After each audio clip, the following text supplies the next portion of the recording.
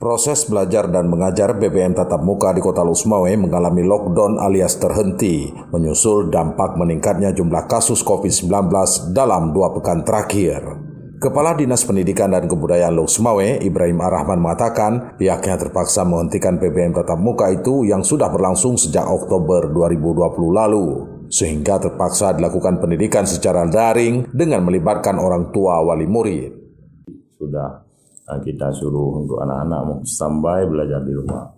Jadi oleh karenanya peran orang tua ya sangat besar untuk membantu anak-anak di masa ini supaya anak-anak dapat ikut ujian dan dapat menjawab soal-soal nanti yang akan diberikan di sekolah.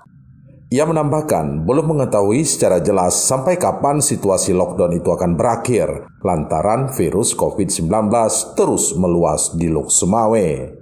Dari Kota Lusmawe, Erwin Jalaluddin melaporkan untuk KBR.